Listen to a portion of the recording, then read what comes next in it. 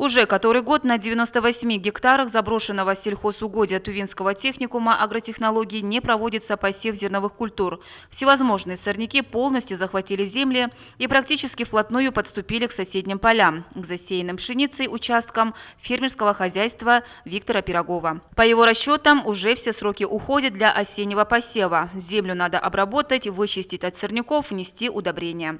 Сам глава крестьянско-фермерского хозяйства с болью отзывается о такой бесхозяйственности, которая продолжается не один десяток лет. Истязают лет 20.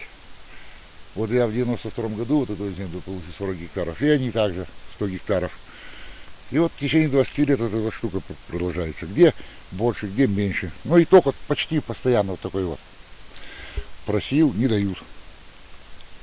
Вот рядом мои, значит, посевы осенние, сейчас посмотрим. Не дают, находят всякие уловки, значит. А закон-то ведь должен работать, что закон не позволяет. Если неэффективный товарищ, работник, его забирают, так? А никак не забирается. Вот то, значит, надо 3 года подождать. А какие 3 года, когда в течение 20 лет уже это все штука? Опыт выращивания кормовых культур для обеспечения семенами хозяйства республики у Виктора Пирогова уже есть. Продавал по 100-150 тонн. На 150 гектарах его хозяйства вовсю поднялась пшеница. Не разочаровал и завезенный им в этом году из Воронежа гибридный сорт Тритикали. Этот злак – результат скрещивания мягкой и твердой пшеницы с озимой рожью.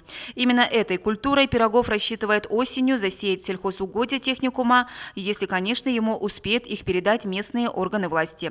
Как оказалось, при анализе документации эти земли в свое время учебное заведение недооформил. Этот вопрос решается, и нам были получены документы и заявления от Пирогова Виктора Золотовича, чтобы выделить земельный участок для использования, для эффективного использования. Мы этот вопрос рассматриваем, и по тому закону мы от техникума агротехнологий будем изымать земельный участок, так как земля используется не по назначению. Поэтому сейчас и по республике Пирогов Виктор Золотович является как эффективный собственник и по аграрной части, и первым, который более хорошие участки и урожай получает.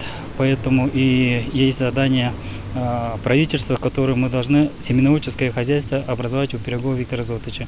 Но в ближайшее время мы этот вопрос под корню решим в положительную сторону. В случае передачи 98 гектаров земель хозяйству Виктора Пирогова удастся существенно снизить объем закупаемых Тувой из Асаян семян зерновых культур. Местные животноводы и араты получат возможность засеять свои сельхозплощади семенами, адаптированными к климатическим условиям республики, а значит получить более качественный урожай. Чинчик Ашпукол, Игорь Стародумов, телекомпания